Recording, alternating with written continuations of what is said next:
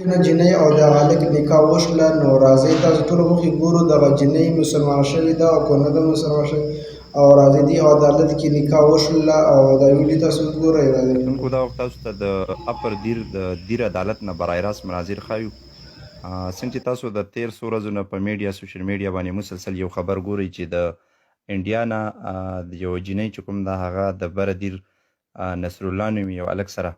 د فیسبوک د دوستۍ وروستې بره دیر ته راغلې ده چې نن هغه باقاعده توګه باندې راغله دیر عدالت ته او نصر الله د هغې سره و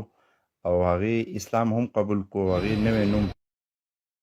کتونکو دا خو هغه منظر و چې هغوی عدالت ته تللي د اپر دیر کې اول ته کې هغو نکاح کړې ده او دا جنۍ مسلمانه شوې ده یعنی اسلام یې اکسپټ کړی دی خو د دې جنۍ نوم وسته دی مخکې نوم د دې انجو اوس د دې نوم فاطمه دی جي په اسلام کې ولا فاطمه نوم کېښودی شو. یقین وکړئ پښتنو په دې سوشل میډیا چې د خبرو کم ګردش کاو که نو یقین وکړئ موږ یې سوچ هم نه شو کولی. چا به ویل داسې وشو چا به ویل یوه جنۍ لاړه انډیا ته بله راغله یعنې داسې قیسې قطاري دي صحیح شوله نه جي دا ښه په صحیح طریقې سره راغلې ده پاکستان ته او دوی په خپله خوله باندې اقرار وکړو چې زه بېرته کې انډیا ته ځم چې یو بزنسمینه جنۍ ده ممکنه ده چې دا هلک ځان سره انډیا ته بوځي او بیا د یو راځي خو دوی وویل چې موږ به خپل کاغذات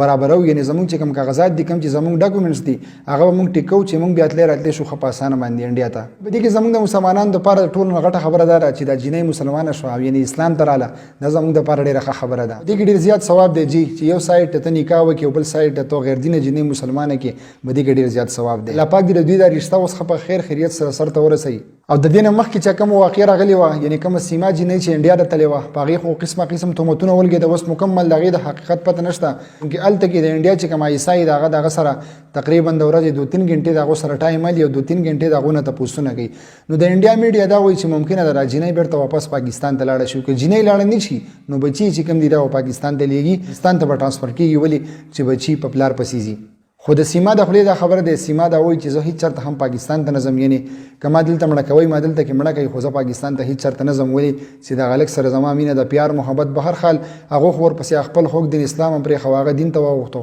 خو زه به دا ووایم پښتنو چې اخیره زمانه ده الله پاک دې زموږ شرم پرده وساتي. یقین وکړئ د حالات دونه بل سایډ ته روان دي که نه چې موږ یې سوچ هم نه شو کولی. خو دغه یو سوال به کوو چې الله رب العزت دې زموږ شرم پرده وساتي. ډېره زیاته مننه پښتنو چې چېرته اوسئ الله مو حاد ساته ویډیو ورسره هم مخکې شیر کړئ. ډېره زیاته مننه.